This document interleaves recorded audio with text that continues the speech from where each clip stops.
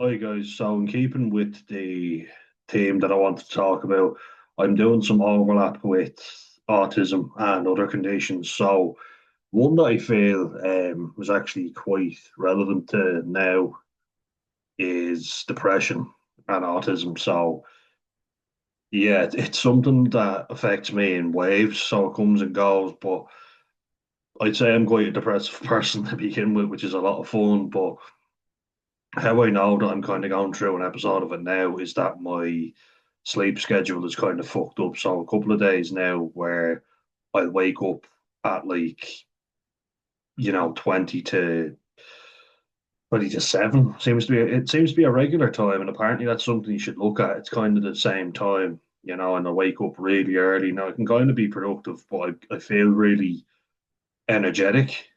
Thing is, I don't get my hopes up because I know it's not going to last, and it doesn't. It crashes really badly, and it kind of suited me when I was working night shifts because I could use that. And then when the crash came, I slept like a baby. I was out for the count. There was no waking me up. So I guess it kind of worked. Maybe night shift would be suitable for me in the future if any employers are looking. Don't mind doing a night shift, but I hear it ages you as you get older. No, I haven't been styling the mustache, but it looks a lot better, doesn't it? Like a criminal or something. I've been putting some oil in it, but right now, when I'm starting to have a depressive cycle because my sleep is fucked up, not just that I'm rising really early, but sleeping too much or too little, that's a sign. And I've been sleeping in till 1 o'clock the last 2 days. Yeah, and I'm in a fortunate position that I can do that now. But when I was working properly, full time, like because I know I didn't have to work the last 2 days, that's fine. I won't have an alarm or nothing, but yeah, that's not good. You know what I mean? It's kind of fucked up all over the place. Like, some of the days I've had to be up at 7 or 8 a.m., which isn't the worst, in fairness. Not going to complain about that. People get up even earlier than that, and I have before in the past. So look, if you got to do it for work, you got to do it. But if you don't, stay in. Have a lie on. I know I was asleep. Do you know what I mean? But I woke up in between and then had to go back to sleep. And then when I went back, I was fucking conked out, and I need it. A few people have said it. Jim Carrey was the first person, so we're going to give credit to the wonderful Jim, and he said, "Think of it as not depressed, but deep rest." Right, so I'm just DEEP, then hyphen REST RESPECT. Um, it's important to think of it like that because when you're depressed, you are fucking knackered. You know what I mean? And it's very difficult, right? It's very difficult to get anything done. And in a world nowadays where we prioritize productivity, as Americans say, productivity, as Irish people say, it can make you feel very guilty that you're not getting up and getting out, But when you're depressed, you can't, and when you're truly depressed, you can't. And I'm not just talking about, a rainy day or something.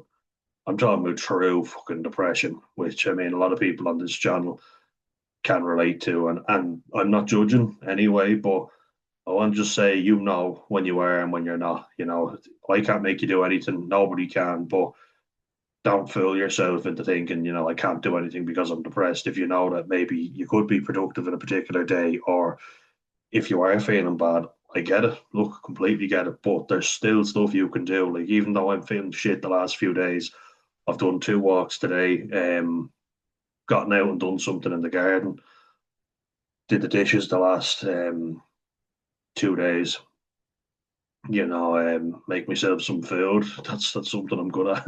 So I do that. Did the shopping with my brother today, so that's productive.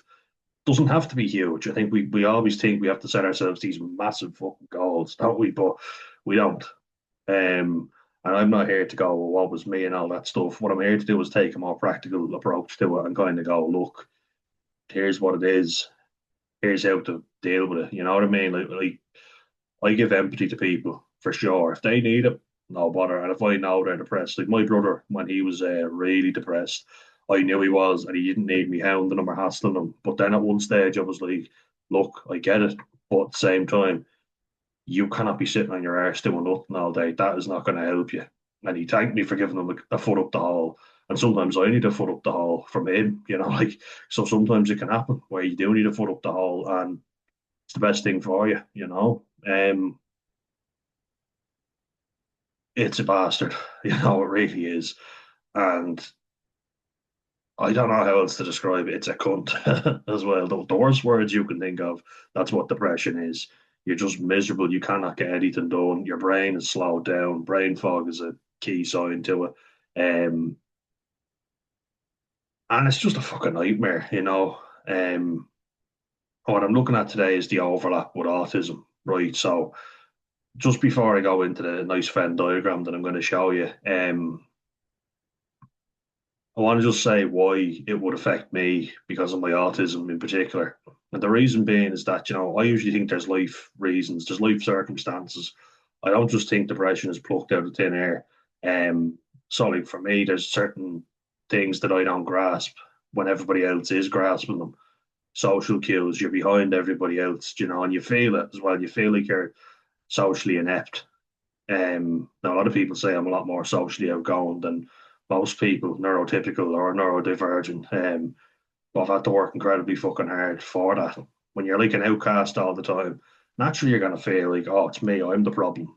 Um, I don't think people who are depressed because they're a failure, and I think anyone that says that is an arsehole, an insensitive prick, to be honest with you. And I've heard people say you're just depressed because you're a loser, and you've got nothing going for you. You just don't try hard enough. You can go fuck yourself. Anyone who says that, people suffer from this and they have tried, and that's the worst part is when you try thinking it's going to get fucking better. I need to put my hands up. But there's a lot of people who try and it just doesn't get any better and it keeps coming and coming, and it's kind of like, I'm trying, but nothing's happening. So the people who say you just don't try hard enough, fuck off. You're just being an arsehole. And if you don't understand it, then don't say anything on the matter, you know. We all go through this shit to varying degrees as well. In case anyone's wondering, it's iced tea. Love iced tea. But yeah, I'm going to talk you through this Venn diagram anyway and go through it, just bit by bit and kind of what I know and what pertains to me, like what I've experienced.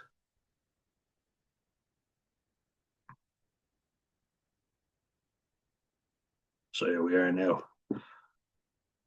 So Venn diagrams are just nice, aren't they? They're easy to look at and to visualize. This is from Elsevier Health, FYI. So yeah, we'll look at ASD, autism spectrum disorder symptoms first. So we discussed this yesterday with my autism spectrum disorder and attention deficit hyperactivity disorder, ADHD and ASD. And I thought it was a good video. And let me know if you want more content like this. I'd be happy to do it. I'm going to do it anyway. But to know that there's a demand for it, or if there's any particular overlap you'd like to see, do let me know and be happy to discuss it. But this is the one I think, given how my mood's been the last few weeks, even, it's a good time to talk about it while it's fresh. Do you know what I mean? It's hard enough to get anything done in this mood, but I feel like let's do something productive while we have this depressive mood to make sure I'm not spitting everywhere. But yeah, ASD, we talked about it yesterday. Deficits in social interaction and social communication, restrictive or repetitive behaviors. And we're not going through the whole list of symptoms. This is just what would kind of relate to depression and the potential overlap. So we go over here. MDD, by the way, means major depressive disorder. Um, just FYI, you know. And the symptoms with that, like this is quite severe, you know what I mean? From my understanding, it is when you've had severe depressive episodes that have lasted for 2 weeks or more. It's been going on for a while and it's really affecting you, in a negative light. So I do feel like it's important to spot the overlap and to notice the symptoms. And It sounds like a bitch, to be honest with you. I was diagnosed with clinical depression, so another thing to add to the list, but not MGD. So I don't know. I don't know what the case is there, but don't want to add more things to the list. So we go through the criteria for major depressive disorder symptoms. So you'd have sadness. I think that's self-explanatory, isn't it? The next one I really want to get into, that's anhedonia. Anhedonia is the feeling of nothing, no matter what you do. Right. So, like, what's a better way of describing that? Things that used to give you joy no longer give you any feeling. You're just flat, you're dull. It's an inability to experience pleasure. You know what I mean? If someone's anhedonic, they just can't experience pleasure. They're just sitting there, and it's like, oh, do you want to do this? Yeah, yeah, okay, yeah, yeah. Really flat, really monotone. And I've been in a state of anhedonia really bad. And the most frustrating part is that I knew I was a miserable prick. You know what I mean? I knew it, but I couldn't do anything about it. People are making an effort with me, and I know that I'm being a miserable, moany prick. It's like, oh, life's so hard. Did you want to do that? Oh, yeah, yeah. Just really flat, monotone.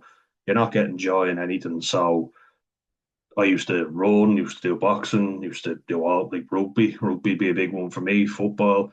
No joy in any of it, not even watching it. You know what I mean? And that's when depression gets really bad, that the anhedonia kicks in and you cannot get pleasure from anything.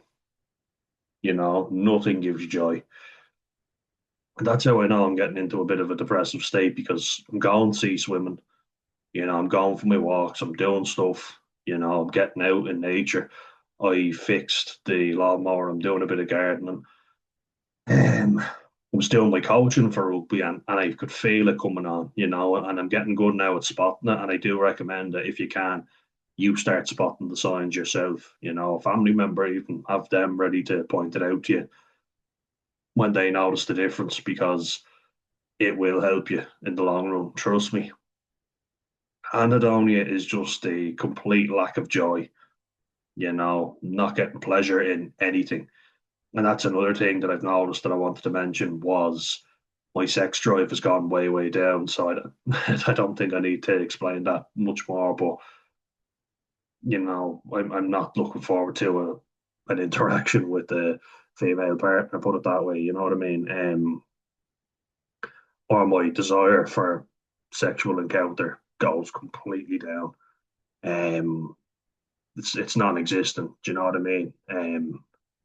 Happened a lot, by the way, that particular symptom when was on antidepressants, which is one of the reasons I stopped taking them. And I talked about that in another video, so I don't think I need to go into that here, but that's the reason why I stopped because I feel that flat feeling, because people might say when you feel flat, you feel depressed, but you're not going antidepressants. No, they made those symptoms particularly worse. The lack of pleasure was definitely something that I noticed on antidepressants. The despair and hopelessness, no, not as much. That wasn't present, but I've never felt as flat in my life. And I mean that in every sense. But anyway, as we go on, I think that's a pretty good description of anhedonia. Hopelessness, pretty self-explanatory, isn't it?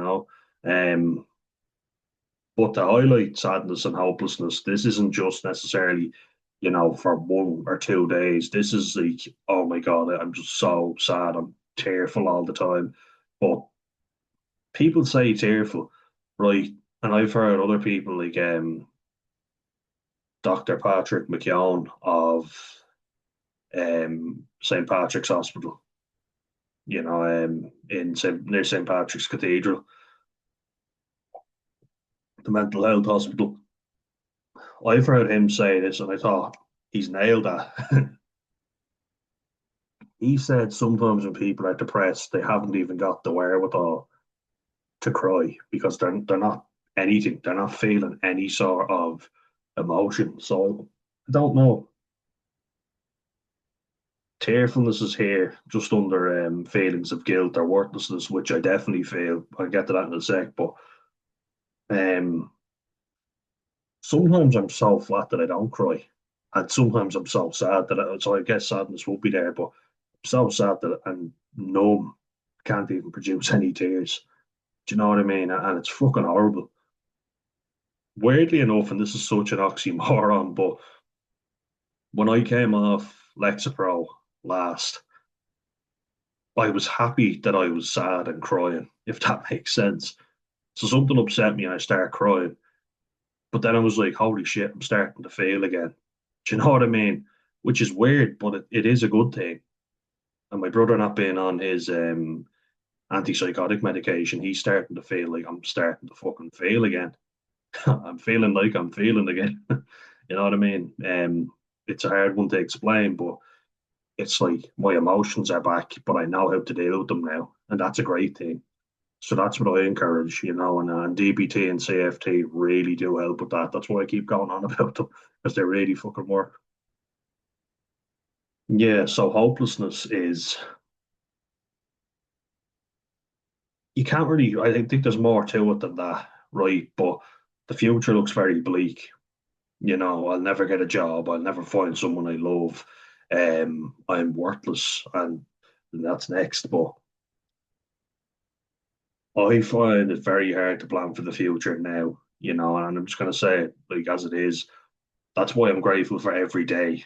But I don't even try and worry about the future because it makes me feel very miserable. Um, it's not a pretty picture. You're kind of there thinking to yourself, got my college degree, but I've applied for a lot of places and barely even get an interview. And when you get the interview, you're supposed to feel grateful for that, but then you don't get a job at the end of it. But hopefully that looks up. But I do find that hard, and I find it very hard to put on a smiley face and go, "Oh yeah, I'm looking forward to the future so much." I just take each day as it comes because if you start worrying too much about that shit, it will make you miserable. And if you dwell too much in the past, the happiest place to be is right now in the present, especially if you're depressive. Because the thing is, we will get to this stage, right? So I feel like everything ties in together. So all these things tie in together. And I'm going to move on to the next one, which is feelings of guilt or worthlessness. That's directly affected by you dwelling in the past, thinking, I should have done this. That's what the guilt is. You feel worthless because you feel guilty about stuff that you coulda, woulda, shoulda. You know what I mean? Those are the words I use because I could have prevented this. I should have done this. And then somebody else usually comes in with, I would do this. Basically going, the way you handle that is wrong. I would do this. Do you know what I mean? So it's like they're just taking everything you've done and shitting all over it, going, you're wrong. Everything you do is wrong. Listen to me. I know what I'm doing, which completely invalidates you and makes you feel worthless. You know what I mean? Um, these are particularly fucking bad for me now when I'm depressed. When I've done something bad and fucked up, these feelings come over me so much, and they're horrible. I would argue that anhedonia and these are the worst symptoms of being severely depressed because they weigh you down so much where you get to the point where you're thinking there is no point in me doing anything because I'm so worthless. I may as well just give up now. And not to jump ahead, but that's when you get to these thoughts, you know. Um, as I say, I think all this intertwines. You know what I mean? I think all these symptoms hit each other and bounce off each other and make everything worse.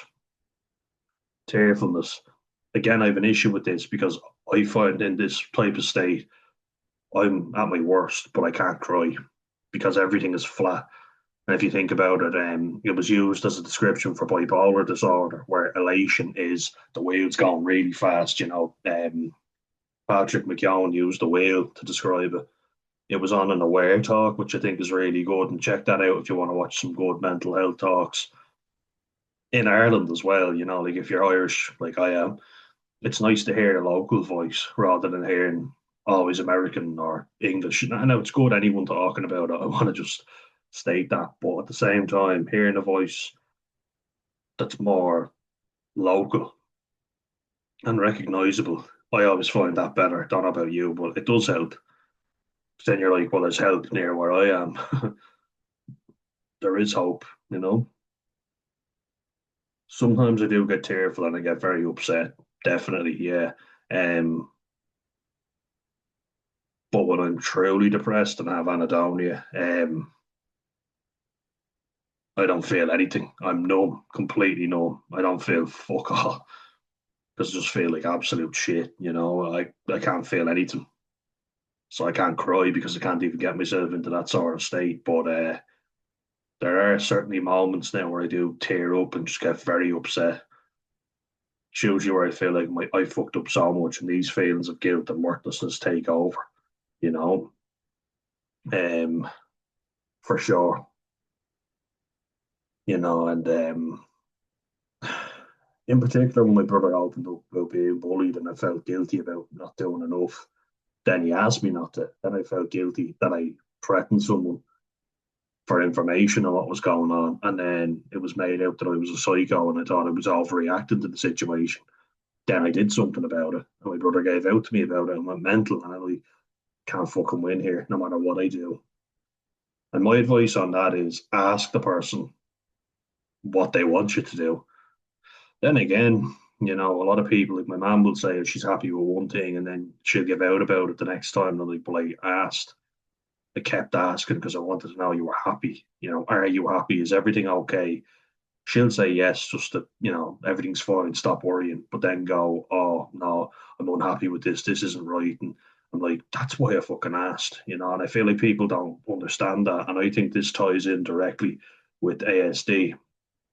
The reason being is that I don't know how people are feeling all the time. I'm quite an empathetic person, but people are very complicated and difficult. So I don't know what they want me to do. And if people complain, I feel like they want me to do something about it.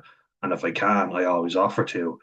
And if they're not clear with me in their instructions, then I don't want them giving out about it later on because I'll feel guilty. Even if they don't tell me you should have done this, I still feel like I should have done stuff because that's how it makes me feel. And it's a very exhausting place to live, because you're like, I asked you if everything was okay so that you would be okay and I wouldn't be upset about it. Knowing that I'd done enough. If I think I could have done more, then I get these feelings, guilt and worthlessness, which is horrible. I always like to think that I've done as much as I possibly can, and then people always seem to complain, and I'm like, oh, that's why I fucking asked. But at the same time, and this is a more selfish answer, look after yourself, especially if you're mentally ill and you're struggling. Look after yourself. And if you're able to do that, then maybe you can consider looking after others. But if you are not 100% in yourself, um, don't even consider it, maybe because you might give the wrong or might do the wrong thing. Look at me. I thought I was doing the right thing for my brother and was doing anything but because he didn't want me to. I wanted to do it, and I felt like that was the right thing to do because no man has ever stood up for us. But he didn't fucking want me to. So got annoyed with him because I was like, I'm your fucking brother, I have to stand up for you. Yeah, let me fucking stand up for you, you prick.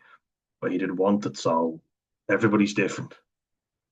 Still can't get my head around that. But it is what it is.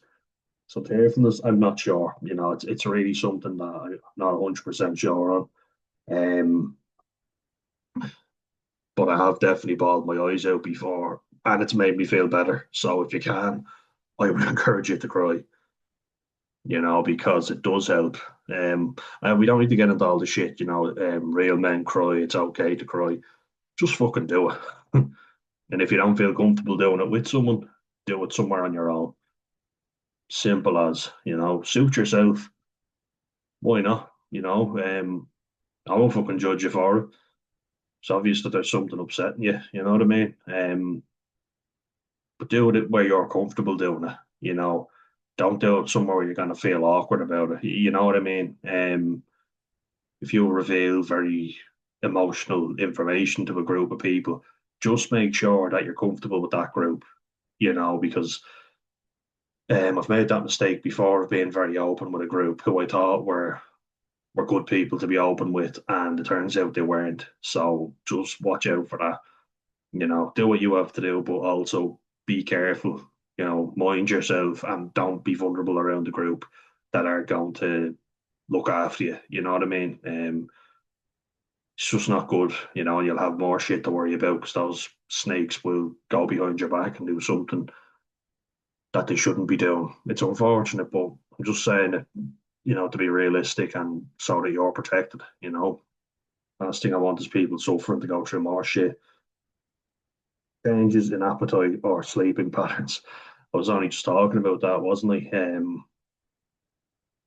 The sleep has really been messed up. As I say, I'd be waking up at 20 to 7, sometimes trying to lie in, and still I'm wired. I have to get up at like 7.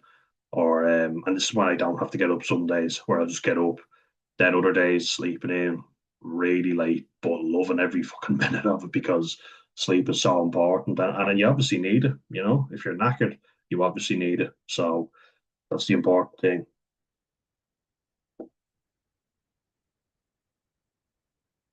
Um, Sometimes as well, what I will say is I have difficulty drifting off to sleep. So I'll make a video like this or I'll do something tiring to make me go off. And I usually drift off at about half 11 or 12, maybe. Other times I know it's just not happening and there's no point to me even trying. So do something else, do whatever you have to, but it's not going to happen unless you burn yourself out, basically. Do you know what I mean? So it's important to understand that. Appetite, yeah. And this ties in with ASD. So I want to talk about that as well because I think the two are very intertwined. So you have a sensitive gastrointestinal system. And I was talking about food yesterday in the video I made. So with autism, your digestive system can be fucked like really bad. It's just that some textures of foods make you feel physically sick. I definitely know all about this, and I was talking about that. But some foods are very hard to digest, and in particular when you're depressed, it's you get an appetite for shit food. Why? Because it's easy to palate, and that's why I think a lot of autistic people have unhealthy eating habits because there's a lot of modern fast food that's made highly palatable, so it's easy to get down you. I find high fiber meals, although they're good for you, it takes me a week and a half to eat them. I was literally an hour and a half eating porridge before or multigrains. So I'll have muesli because that's supposed to be good and it's full of fiber, but it takes a week to be eaten. Sometimes I feel sick eating it. Sometimes I've even gotten sick while eating breakfast because it's just so heavy and it sits in my stomach for ages. Um, Sometimes you need it before a big workout or whatever, but I can find it very hard to get it down me. And when I'm depressed, I might eat something like a Danish for breakfast or a scone or something very sugary. Not healthy, but it's very tasty and it's highly palatable, so you get it down you very easily. Um, and because you're so knackered from being depressed, because that's another wonderful thing that it brings with it, and your difficult sleeping patterns, it all adds up. You couldn't be arsed making a meal for yourself, so rather than having a healthy, nutritious meal, let's get a takeaway.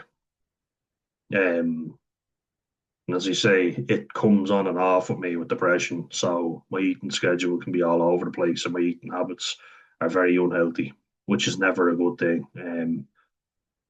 It's hard to stick to a healthy, balanced diet. That's what I do. Just as a little tip for you, I make a lot of smoothies, and I'll put berries in them, like forest fruit. So your black currants, red currants, strawberries, raspberries, blackberries, and then I blend them up. I have a banana, an apple, cranberry juice, cucumber, carrots, etc. Because two vegetables to get in with you, and vegetables for a vegetable. Am I right? But um, they're also very good for you and they're very good at cleansing the system. Cucumber's brilliant at doing that. And it also hydrates your muscles if you're working out or doing whatever. Anything active. And it's easy to get down you. So instead of feeling sick and like gagging, you can get it down you a lot easier because it's liquid. So it's much easier to get down your Esophagus, oesophagus, as my dad used to call it. Sounds like an Irish name, the oesophagus family. Esophagus, daddy o. Um, yeah, and again, it ties into your mood. So your shitty eating and your bad sleep are going to tie in with all the others, all of the above. The sadness, the anhedonia, the hopelessness. If you're not well rested, you're not going to be very energetic and you're not going to get an awful lot done. You're going to feel more worthless about yourself because you haven't got anything done. You're going to feel guilty that you wasted a day. Um, I feel like people just need to fuck off and stop bombarding you with all these things you need to achieve. And I think you need to actually sit down and think about what do you want to achieve. Very rarely do we think about that. We're comparing ourselves. We're looking at this yoke. We're like, oh, he's got abs. He's ripped. Um, he's got a successful business. I'm doing it from a male's point of view, but if you're a female, you go, oh, look, she's got a bigger bum than me. um, she looks better in a bikini. She's prettier than me. That kind of thing. Um, a lot of women are always saying that she's got a bigger bum than me. It's not just women that worry about that, right? I said it before, like I was joking, and I said it before to a few of my female friends that I missed the days when I had a peachy derriere. I was like, "Where's my arse gone?" Because a girl actually before complimented me on it in the gym, and she was like, "Oh, I'm so sorry, that's really awkward." I was like, I'm not giving out to you." It was actually really nice to hear. So they check it out just as much as we check it out. FYI, just a little tip for you lads. Don't uh, don't neglect your glutes. It's important. Never skip leg day. That's very important. Um, but yeah, like all that, getting back on topic, but all that negative comparison is never good, And for our lads, we see a lad with big rippling fucking biceps and massive chest, ripped abs. We feel like we're worthless because we should look like him. Never mind all the performance enhancing shit, which a lot of them are obviously on. Won't get into that stuff. That's something I could go down a fucking rabbit hole with, believe me. But yeah, comparison is the thief of all joy. Just remember that because you have different circumstances to everybody else. Their life is different to yours. You don't know what they're going through, and vice versa. So try not to judge people. Same goes for them. They shouldn't judge you either. And if they are, shame on them. Um, yeah, it's something that I feel social media is very negative with. And I mean, I think it's great for stuff like this. I wouldn't be able to do these videos if it wasn't for social media. So I think let's look at the positive side. But it is definitely a negative aspect that we're always looking at somebody else. It's also affecting the dating scene because people are saying that there's a lad that looks like Alan Richardson. They're saying that there's women also going around who look like Charlize Theron or just think Salma Hayek. Salma Hayek is beautiful, isn't she? Sofia Vergara and Salma Hayek. Can you tell them into Latinas? um, but they are really beautiful women, and Alan Richardson is a very handsome man. He's my man crush. John Hamm as well. I start watching Mad Men, but not everyone is going to look like them. Do you know what I mean? And but even look at Alan Richardson and John Hamm. They're both very handsome men, but for different reasons. Alan Richardson is the big ripped fella, the really macho, handsome fella. He was also quite feminine looking before. More the pretty boy, I would say, back in Blue Mountain State. John Hamm is more your in a business suit type chisel jawline, you know. Salma Hayek and Sofia Vergara are just beautiful Latina women. And Charlize Theron, obviously Afrikaans. Um, see how they're different. They look a different way, and we're all different. And say everyone's beautiful in their own way. So there we are. Let's use that. It's a good way to look at it, isn't it? I think so. Um, Psychomotor changes. So that's a confusing one. I get it, but one thing I heard of with depression is psychomotor retardation. And yeah, if that word always makes my brother laugh and me to a degree because I'm stupid. I'm kind of retarded. Um, Psychomotor retardation just means a slowing down. Remember what I was saying before? So I think they need to be clear. They need to say a slowing down, but maybe because they know there's fools like me out there who laugh at the word, but retardation means slow, right? Slow down. In the real definition. That's why people slag you off and go, "Are you slow? Are you retarded?" You know what I mean? Which has been said to me before, which is it's nice, isn't it? I can joke about it, but when it's said seriously, it's quite an insensitive fucking thing, isn't it? We can but laugh though. May as well laugh, right? If you didn't laugh, you'd cry. But I liked the bipolar method, so elation was when the wheel was sped up. Depression slowed right down. So if you think about it like that, you've got elation and then you've got depression. You know what I mean? So psychomotor retardation would mean it's slowed right down. So your thought processes are very slow. So when I want to get stuff done, I have to think. So it's like, oh, we have to go shopping. Oh, yeah, okay. When you get bags, oh, yeah. Uh, and you're wandering around aimlessly, not knowing what you're doing. Everything is very slow. Do you know what I mean? I was making dinner the other night actually, and it took me 2 hours because I couldn't remember what I was doing. And when I was doing Christmas shopping, I think it was 2 years ago, maybe a bit longer, maybe 3 years ago, but 2 or 3 years ago. And I remember because of how difficult the years had been with moving, with college, with a lot of stresses on us, and I gained a lot of weight. I was quite miserable, and I had to do the Christmas shop on my own, which was a lot of. I can do it, but I just don't like doing it. And I was stood in the Tesco for 2.5 hours because I just was so exhausted, that depressed. And now we had a good Christmas, thankfully, but I remember being in the shop going, I'll go down this aisle and checking my list. So I had my list with me and I was there. I need eggs. Then we need, oh, they right, yeah. Oh, I forgot to get, and I was going from aisle to aisle, you know what I mean? So rather than going in order, I was like, oh, I forgot to get this and this. Oh, I got to go back and get that. Did I forget anything? Okay, we got milk. I got a sponge cake for the trifle. Okay, you kind of get the picture. That's what it looks like in reality, and that's what I kind of want to do for you in these videos. Kind of show you how it looks. I'm blowing bubbles now.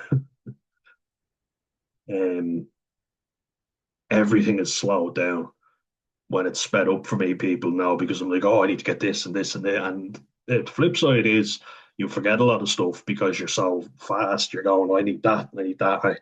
Whereas think of the opposite with psychomotor retardation rather than from elation retardation. So it's slowed down. So you're just brain fog in work as well. People will be like, oh, you need to check on the food or because I was working in the kitchen. Oh yeah, yeah, okay, and then that, and then oh, what was I doing? And you forget where you were at, you know. Um, you forget what you were doing. It was like, oh, I need to put my stuff here, and like sometimes when I needed to plate up food, I'd forget that I left something out to get cold when I should have been putting it in the oven. Yeah, or it was already it was warm, but I need to keep it warm. And there was a little heater where you keep the food just to keep it warm. I forgot to put it in there and it got cold because I forgot about it completely because of the brain fog and the psychomotor retardation. You know, everything was slowed down and I moved on to the next task, but forgot that I had to do that. And it's very difficult. It makes you look like a fool as well. And it's very embarrassing in the workplace because you make silly mistakes that you shouldn't have made because you're just not switched on. Everything is a chore. Every task is difficult. Trying to get in on time was very tough for me when I was really suffering because I was like, I don't want to leave the house. I haven't got the energy to leave the house. So I'd go, oh, I better get myself ready. Oh, right, I better leave. And I was there going, oh, I want to hold on to every minute that I can before I have to leave. That's how it felt, really. I want to stay here as long as I can until I absolutely have to leave. And then I'd leave and go, I just want to get home. I can't wait for this day to be done. This is fucking hell. Every task feels like you're climbing a fucking mountain. Do it day in, day out, rinse and repeat. It's fucking horrible. Everything being slowed down, the anhedonia, the hopelessness, it all it all interlinks, it all comes back. And then it all leads in. This one we haven't gotten to or I haven't even looked at it yet. Inability to concentrate or indecisiveness or a lot of hours here, but exactly. And again, you throw that in with a few ADHD symptoms. Imagine how tough it could be to concentrate because you can get depression. You can get major depression with ADHD. It's not all, excited all the time and really energetic. It can lead to really bad depression, which people don't talk about, but it's definitely something you can get. Indecisiveness is something you're not very confident in your ability to make decisions. You doubt yourself because you feel so shit about yourself that you think, oh, everybody else knows better than me, which ties into ASD as well, which ties into ASD. I made a little rhyme. I'm a poet and I don't even know it. Like I have to really pay attention, especially when I'm very depressed, and I don't know when it's coming. It just hits you. But I can read the signs better now, which is really good. Um, it's hard for me. I really have to go and pay attention. And people are showing me a lot of different information at once. I find it tough to multitask because of this, and I find it hard to carry out the tasks because of this. It's extremely difficult to stay on topic and to remember what you're doing. Retaining information when you're dealing with severe depression is nigh on impossible. You're trying, you're really fucking trying, but it's very hard to remember. So you start prioritizing certain things and then forgetting the things you assume you'll remember, and then you look like a fool because you don't remember them. Because unless you focus every bit of your energy on that, you're gonna forget it. It's just a fact, and it's a bastard. It really fucking is, but it's so true, really.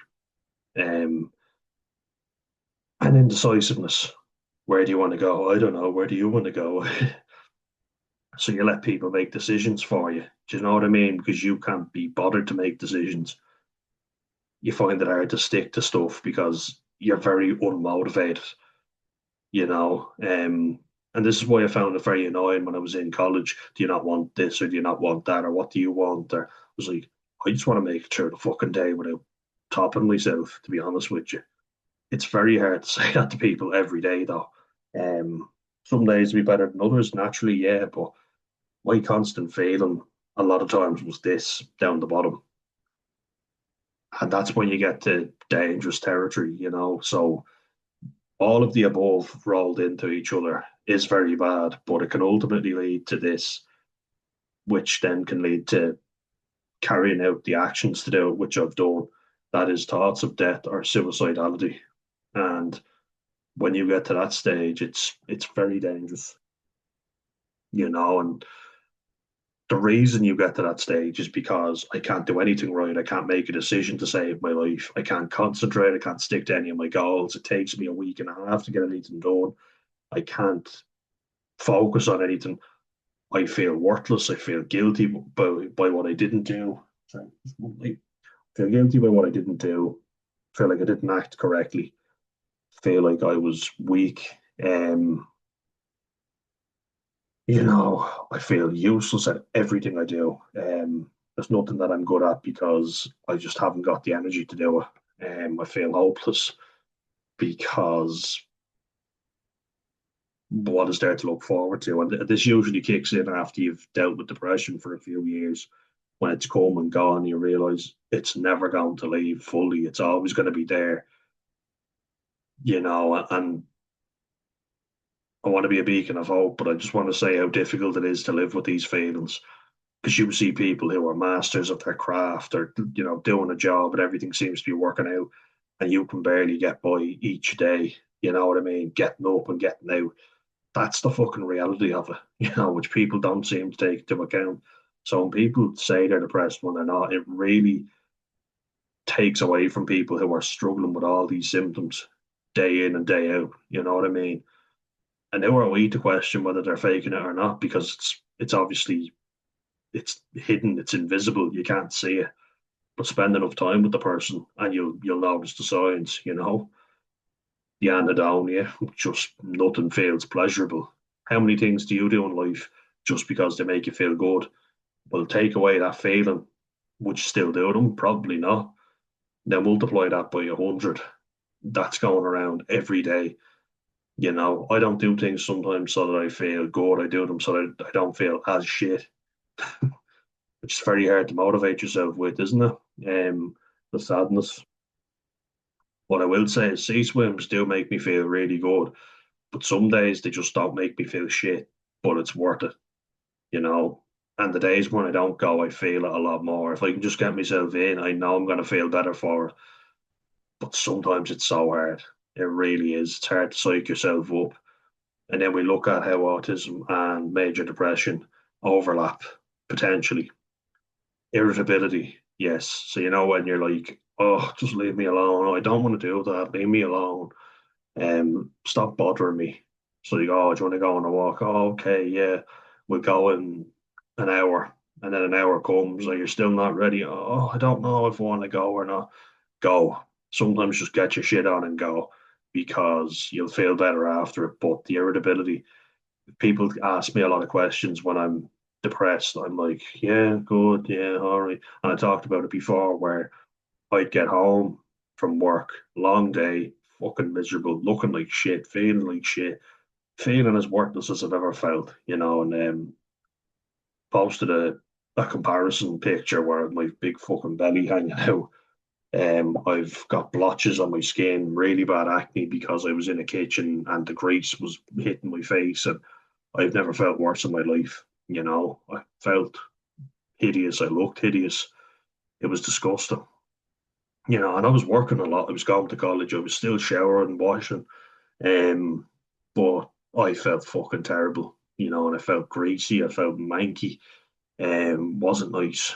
So when people would ask me all these questions when I get home, I'd be like, yeah, fine. And then they go, well, why are you in a mood? I was like, I'm not in a fucking mood. Will you leave me alone? I just don't want to talk. I'm very tired because I genuinely felt that way. I wasn't in the mood for talking, and they would just keep hounding me with questions. And I was like, I just want to sit here and vegetate in front of the telly. I've done my hard graft today, and I just want to sit here. I've used every bit of social energy I had because I was serving people as well. So that takes it out of you because of this. Social interactions tire you out. Never mind when you've got this on top of it, which definitely tires you out. You know, it's so fucking exhausting. So combine the two together, you can imagine how burnt out you're going to feel. That's for sure. You don't need people hounding you then afterwards. And I think people, my own family, need to be more sympathetic of that, particularly because they say they don't like talking too much. But then when it comes to me, I'm either too chatty or it's, oh, why are you in the mood? It's one or the other, it's very extreme with them. And I feel like they could be a bit more sympathetic with that at times. So that's irritability. Constricted or flat affect, poor eye contact, minimal facial expression. So you're like, yeah, or someone will be talking to you and you're like, oh, yeah, yeah, yeah. You're just not there. It's like, yeah, yeah. Oh, did you hear about Trump's election or something? It's the only thing we ever fucking hear about, isn't it? We're like, oh yeah, that's good, yeah. Yeah, I was talking to your auntie. Oh right, yeah. Oh, okay, yeah. All right, yeah. And then it's, oh, did you hear me? Oh, yeah, yeah. Just really flat affect. There's nothing being given back. Do you know what I mean? that can happen with autism, where it's someone who's just very matter of fact, like yes, no, maybe, I don't know. Anybody love Malcolm in the Middle? I absolutely love it. I heard they're thinking of bringing it back. I just hope they don't ruin it because I absolutely love that show. Bryan Cranston, what a guy! I love that scene where he's roller skating. Once you're in on this, son, there's no going back. Okay, Dad. Great. We'll start tomorrow. And then Funky Town starts playing, and Bryan Cranston's going around. He apparently is really good at roller skate. It's not just a body double. Bryan Cranston was doing it before. He's very good on them. My dad was actually quite good on roller skates, but he'll never show me.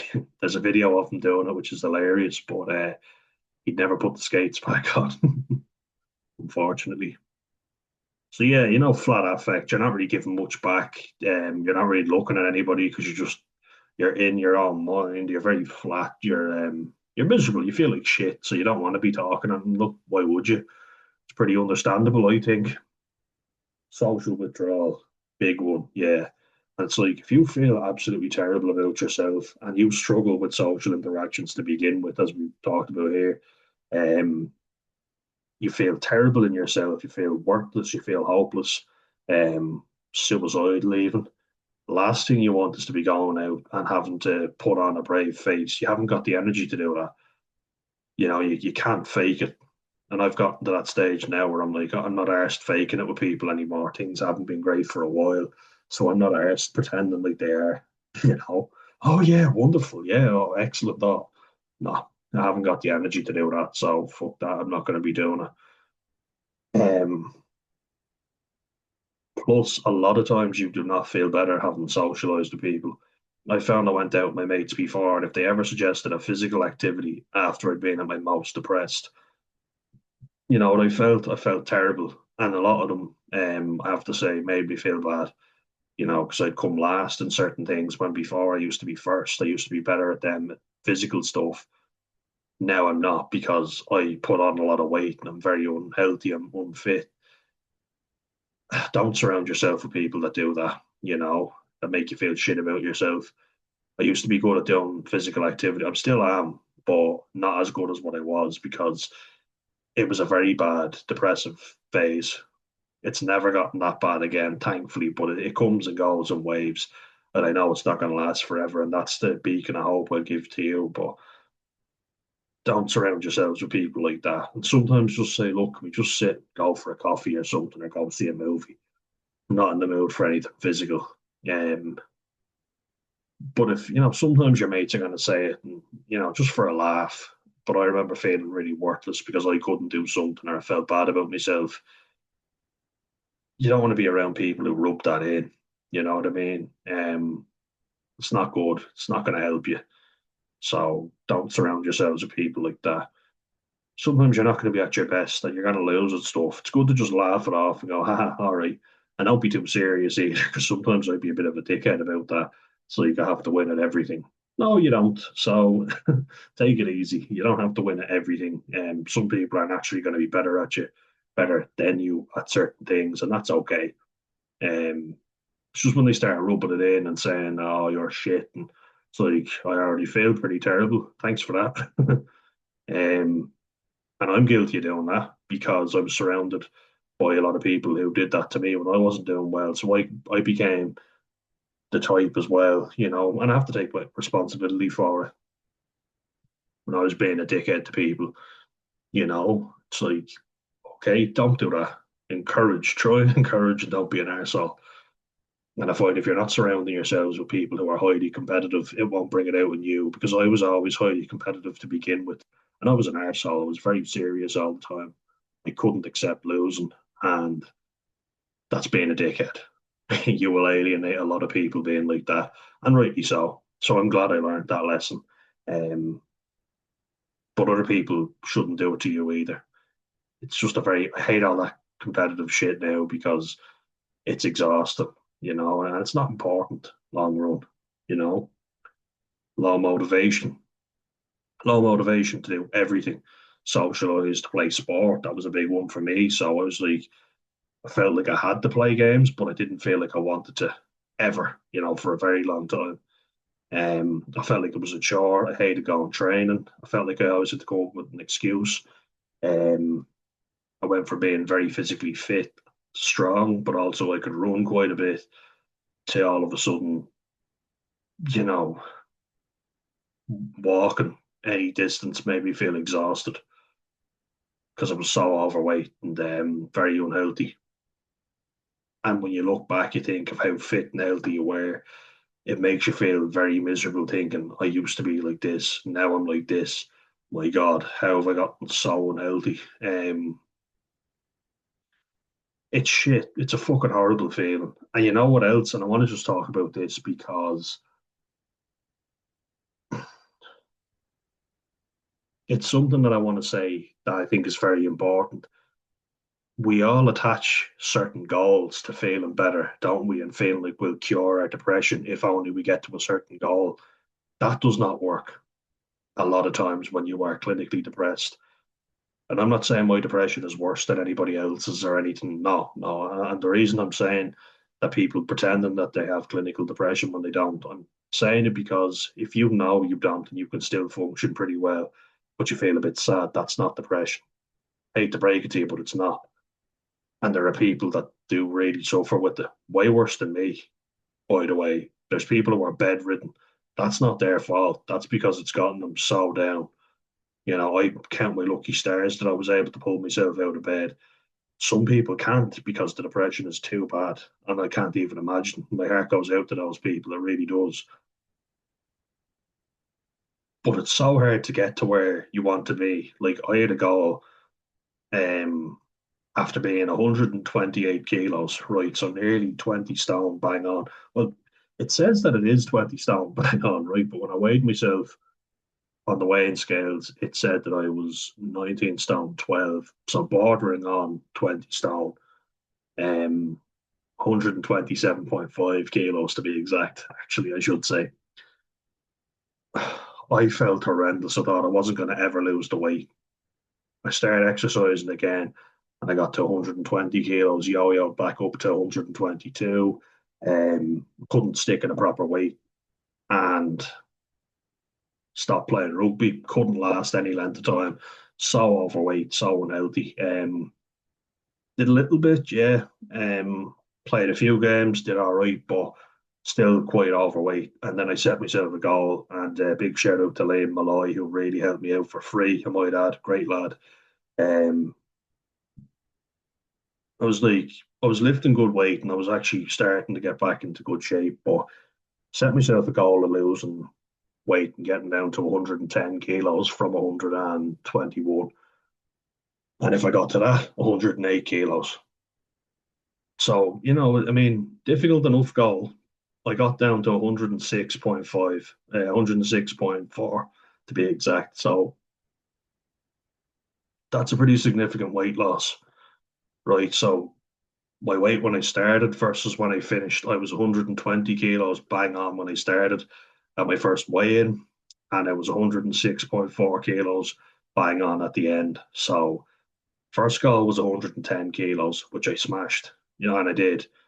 I look pretty good at that weight now. Still muscular, but good definition. And I put up the posts to show you. Couldn't appreciate it, So I thought I'll get to 108. Got to that.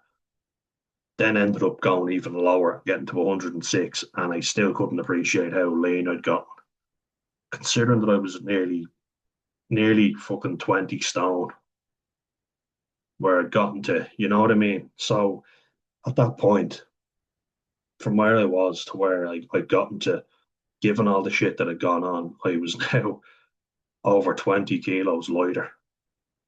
And I still was like, this is it. I still got depressed. I still ate again. Got back up a little, and I put on a bit more weight, but it comes and goes. Getting bad bloating and distension, which is down to autism, but also gastrointestinal problems. I was telling you guys on this that I have a polyp in my gallbladder, and I also have potential irritable bowel syndrome, which is a lot of fun. Getting more tests done. I had my blood pressure measured, and mild hypertension. It's nothing serious, thank God, touch wood. But there's physical ailments as well, which have fucked me over. When you get to your goal, you think everything's going to be better, don't you? You know what I mean? And or if I set myself a goal of lifting a certain weight that I'd feel really good, like bench pressing 120 kilos. But I was very heavy at that stage, you know. Like I weighed 118 kilos when I bench pressed 120 kilos. So I bench pressed 2 kilos more than my body weight. Which is pretty impressive, considering I had a shoulder injury and being out of action because of it. Like my whole nerve was damaged on my left arm. I had a torn bicep as well. And I came through those and still managed to lift that weight, having gotten to a good weight and then struggled to get back up. That's pretty good determination, but unfortunately, it's all for show, a lot of it. And if I'm being perfectly honest, I only did that so that I could show people, look what I've done. But it didn't change how I felt up here. It showed me that I was capable of doing whatever I put my mind to, which I think I am, but I get really bad indigestion, stomach cramps. Playing rugby, I've gotten sick because of the nerves, because of the acid reflux caused by the wonderful autism. Depression, it's hard to get up and motivated with the poor sleep. You're looking at here, the eating and sleeping. When you're depressed, easy to go for the highly palatable carbs, which I went for. Feel sick the next day. You didn't sleep great. Now you feel shit. You feel groggy. You don't feel up for the match. And you puke up the shit food that you ate.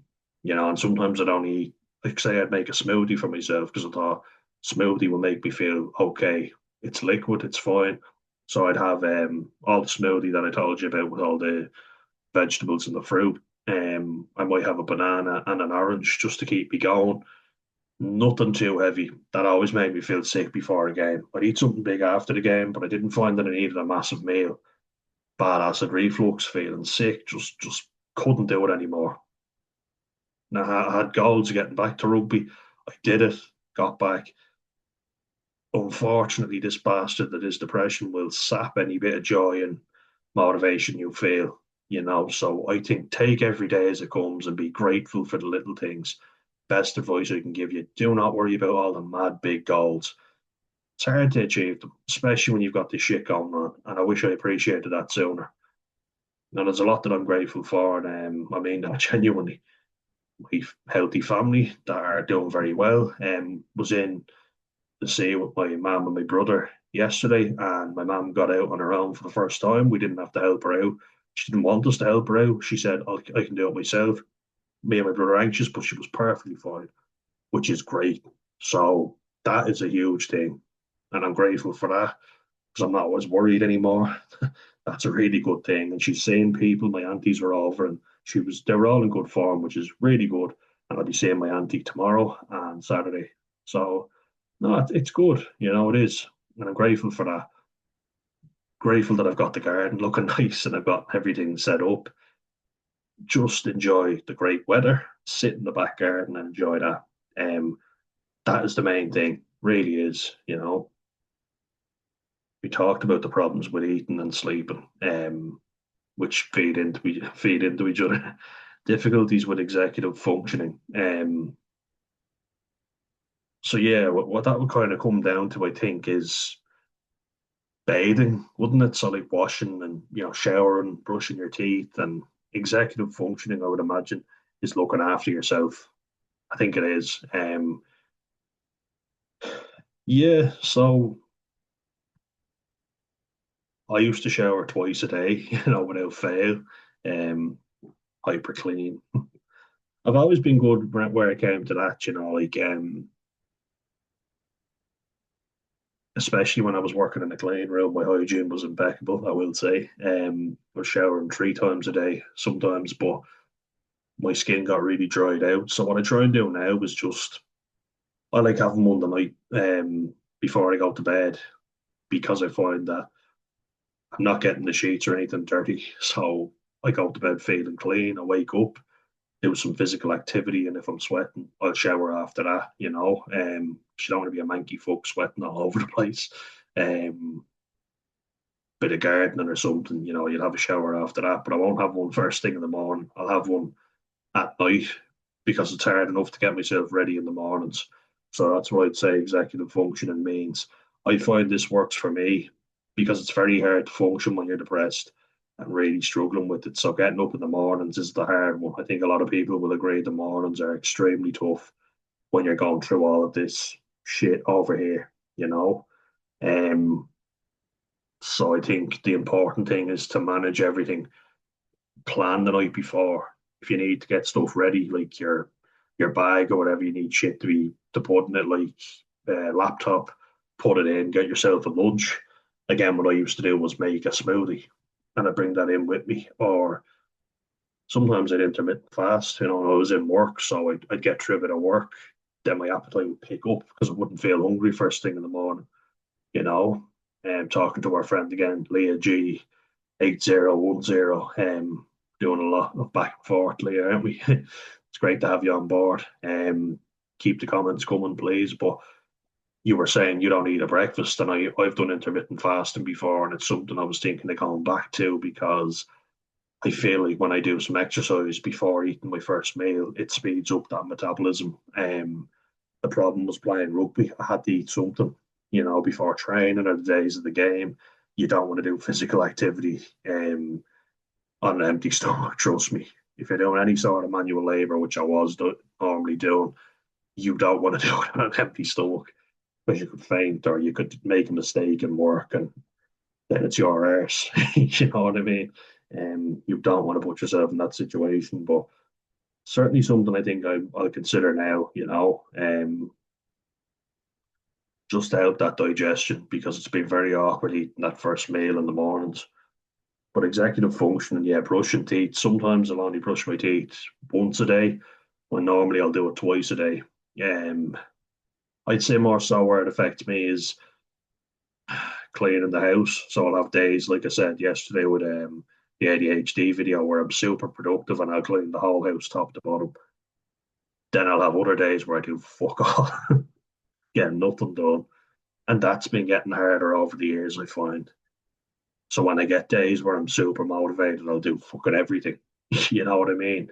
Um, Luckily, I've been able to stay pretty clean. Like my personal hygiene has been okay, thankfully. Like I said it before, but I'm a sweaty bastard, which I hate about myself. It's makes you very self conscious, and I'd say that's because I'm such an anxious person. Um, but I've always noticed that even with kids that are very unhealthy and unfit, when I was super healthy, I'd always sweat more than them. Maybe because I put in more effort than them. But yeah, it always made me very self conscious. So I'd always be washing myself a lot, but that would lead to that actually makes you sweat more, ironically. So deodorants and I find hair products as well because I have very straight hair, so it can look a bit scruffy at times. I get really bad bedhead, so my hair is going all over the shop. So wax or gel helps keep it in place. There's nothing worse than sweating and the hair gel going in your eyes. Ugh. That's why I started shaving the head a lot over the last few years because it's a lot more comfortable, especially if you're feeling depressed. Shave the head, you don't look dirty. You wash it once a day and it looks clean. You put a bit of deodorant on, you look fine. A beard as well. Find a bit of facial hair with it makes you look less like a testicle or Doctor Evil. We get to the last one there, and that's rumination. We all love a good bit of rumination on this channel, don't we? I ruminate about fucking everything. But in case you don't know what that is, it's repetitive negative thinking. But to go into even further detail, rumination for me is when something happens in everyday life and I'm like, oh my God, did I do that right? Or, should I have said this or should I have done that? Um, like even just to give you an example, what would I say? Well, probably the best example would be the whole bullying situation with my brother. Should I have said something here? Should I have done something there? Why didn't I do something? Should I have said this? Should I have said that? Was I right to leave the situation? Was I right not to? What's his best wishes? What would he want? And then after I decided, fuck this, and taking action, start thinking, should I have said more? Or did I say too much? So that rumination, think about it like that, like the wheel again. But it's ruminating on your mind. You're overthinking it because you're saying to yourself, did I do the right thing or did I do the wrong thing? And then my brother said that he didn't want me saying anything. Oh, fuck, did I say too much? Did I do the right thing? Did I say, and then I start thinking, why did he give out to me about that? He should be thanking me. He should appreciate what I did. He should. And if it sounds messy, it's because it's very fucking messy. Um, it's very tiring and it keeps you up at night. This is the stuff I want to say rumination, negative thinking leads to hopelessness, guilt. These two are very tied in. I wish I had a pen with me. Maybe I do. Let's just actually we see if we can put a few of these in together. Um, so let's see. Yeah, let's do it. So there we go. There's one. Um, and then we'll link a few of these up. I think it's important to do that. We change the color here. Red, sadness, psychomotor changes. Yeah, so we'll link this up here.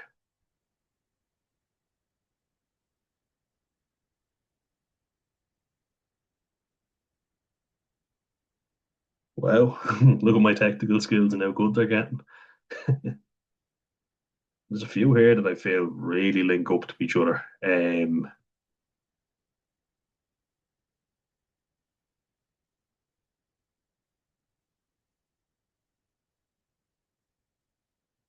Anhedonia, I think, leads into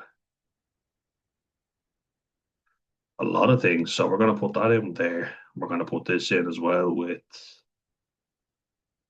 social withdrawal. But we're also going to stick it in with low motivation because I think it also comes in with that.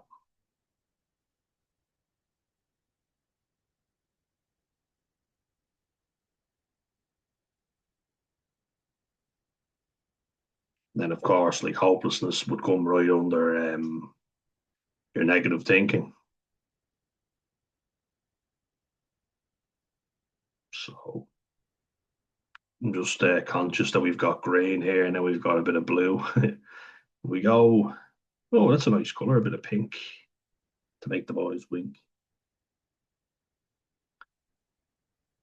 So put the feelings of worthlessness. We go hopelessness as well in pink.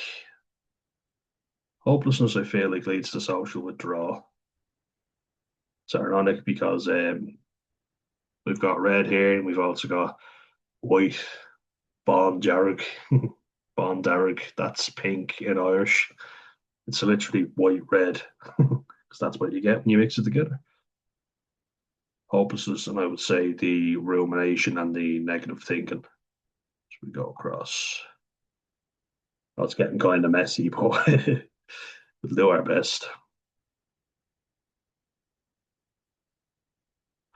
Yeah, and then like psychomotor changes. Hmm, it's getting harder than I thought. Yeah,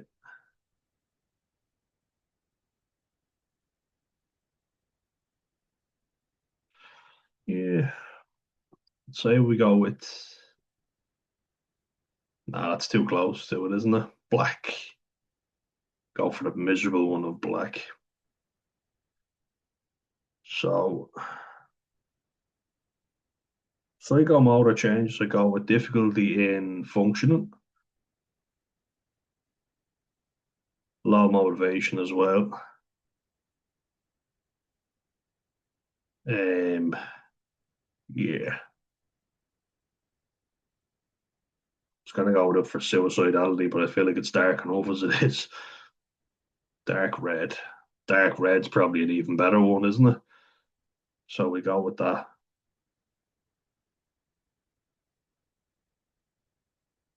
Yeah. And I guess when you feel like this, you are quite irritable, aren't you? So we go all the way up to the top.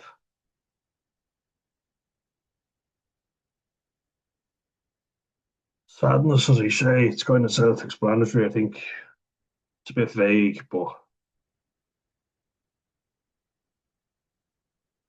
what else will we go? Brown. Bit close to dark red, actually, isn't it? Not orange either. Yeah, sky blue. Inability to concentrate, I would say, leads to, yeah, difficulty with executive functioning. Wouldn't say so much the low motivation, but what it does lead to is a lot of irritability because you can't focus and people keep annoying you, you know. Also, it leads to poor eye contact. And then on the ASD side, what would we say for that? We go with, yeah, we go with purple for that because it's different. So the ASD symptoms can lead to irritability because nobody understands you at times. You know what I mean? It's quite deficits in social interactions. It's hard to communicate and convey what you're going through. Can also lead to social withdrawal, I would say, for sure. Um, I'd say it definitely leads into the rumination, you know, for sure it does. And it would lead into the eating because the digestive system. So when you combine all those things together, I just think in particular, I think executive functioning, sometimes autism can be good for that because you know what you need and you can be quite routine and laid out. It's the other shit on top of it, because you're already exhausted from interacting with people. They intertwine, which is my favorite word. But so basically, what I'm saying there is, um, you're already exhausted because you have to put on a fake smile and all and pretend to be sociable, make an effort in a neurotypical world. But that's hard to do as it is. Socialize with people that I like and get along with, and I'm not uncomfortable around them. That takes it out of me. So you can imagine if there's people who are a bit less friendly and that I don't like, how exhausting that is. So you throw that in with a bit of depression and ADHD, possibly, and borderline traits, you're in for a fucking hell of a time. Restricted or repetitive behaviors or interests. I don't know how that one would tie in now, but we'll have a look, won't we? Let's take a gander. Take a Gandalf. Oh, we can go blue with this one, actually. We go blue. We go dark blue. If we haven't already, I think we have. Yeah, we have. So we go blue, blue. I'd say this ties into restricted or repetitive behaviors or interests. Social withdrawal, I'd say it would be quite common with it because you're like, I can find sometimes I don't want to do a lot of activities and I can summon up the motivation to do them. But when you tie that in with depression, what I'm doing, that can lead to you going, fuck this, I really don't want to do this, you know. Um, and then that also leads to low motivation. All right. Yeah, and I think that's pretty much it. So like I hope you can make out what I've left there. I think I've done enough talking on the matter, but as you can see, a lot of these interlink with each other, and it's hard enough having autism. You throw depression into the mix, it's very tough, and the two of them bombard off each other. And I feel like because you're worn down a lot with autism, it can lead to feelings of depression, which means you can't get stuff done. Your motivation goes to shit. I would actually find with autism, it can help my motivation. If I'm very interested in something, I can become an expert in it, and I mean that genuinely. I'm not tooting my own horn. What I mean is, I could tell you fucking everything about it. But on the flip side, I get very burnt out if I have to interact with a lot of people. That leads to depression, or depressive like symptoms. Then I've no motivation and I can't get anything done. So there's a real catch-22 situation going on. But it's been a good video. I've enjoyed making it, and I hope you guys enjoyed it. gone on an awful lot and just with one simple Venn diagram, but God, there's an awful lot to discuss. It's a very good Venn diagram. Um, El Sevier or El Savier or El Sevier health.com. Yeah, they're French. They're pronouncing it EA at the end. EA Sports. El Savier or El Sevier. Anybody know how the correct pronunciation is? Let me know. Anyway, I hope you enjoy this one, guys. It's going to be part of the series, like I say, autism and overlap with other conditions. This has been a really deep dive into autism and depression, and in particular with this one, major depression. But that's not to take away from anyone's depression. So, major depressive disorder would probably be the daddy of all depressive disorders.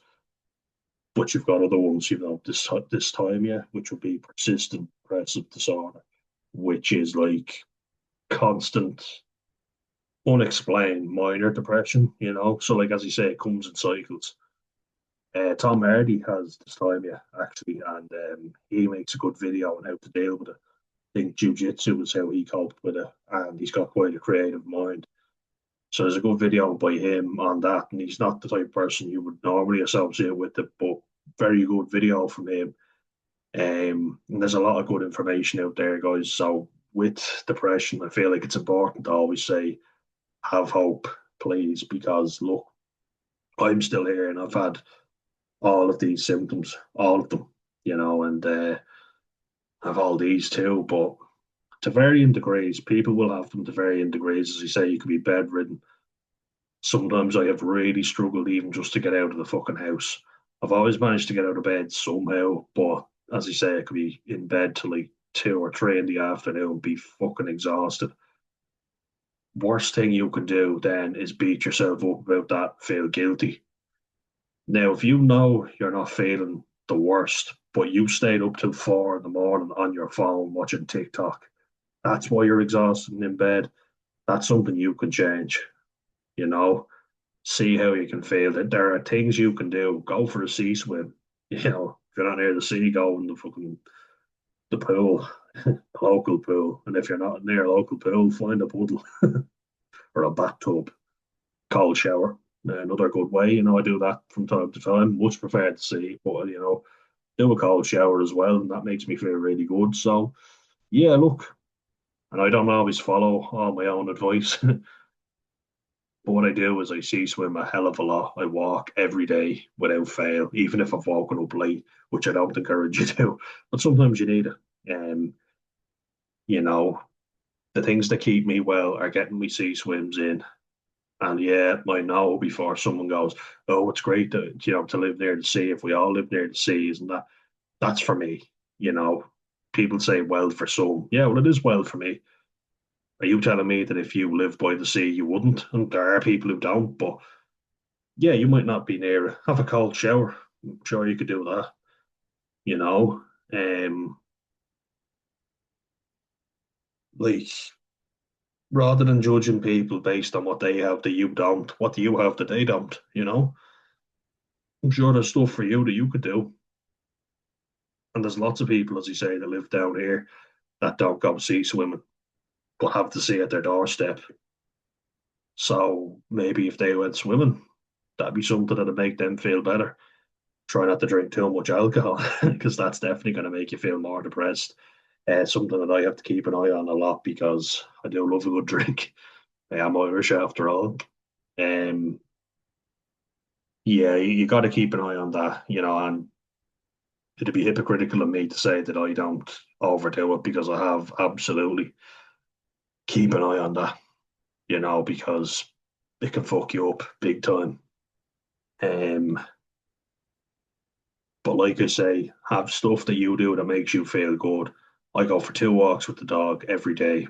Um, it's rare that I'll only get 1 walk with the dog, and that's a bad day for me. I usually get two, which is good, and I need to do that. And then I try and get my 5 day in minimum. So what I find I do a lot that works for me is bringing an orange and a banana in the car with me, or an apple. I prefer to use apples in smoothies. It's just for me, you know. I prefer having an orange and a banana in the car, and I'll eat them. And it reminds me, get your fruit into you, you know. And then with dinner, usually have like peas, carrots, cauliflower, etc. Get the food into you, healthy food. You know, I know it's tempting to reach for the shitty food. I do it all the fucking time. When I'm depressed, you know, don't beat yourself up over it as well.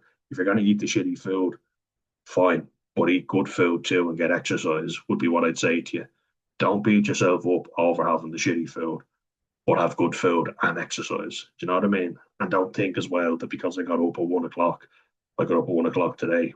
You know, you could say, oh, well, that's the day gone, wasted. Got outside, got a bit of sunlight into me, went for a walk, went for another walk, did the shopping. Pretty productive day considering I'm in a bit of a depressive mood. And I got my orange into me anyway. Did I get another piece of fruit in? Ooh, geez, maybe I'm bad on that count. Got three vegetables in for my dinner. Bit of potato, bit of peas and carrots. I think I only got one vegetable or one fruit in. Ooh, I'm a bad boy. But yeah, there are things you can do to look after yourselves. So stay well, guys. Namaste. And yeah, let me know what you thought of this. Love to hear your thoughts down below and subscribe if you haven't. Gracias. De nada. See you in the next one, guys.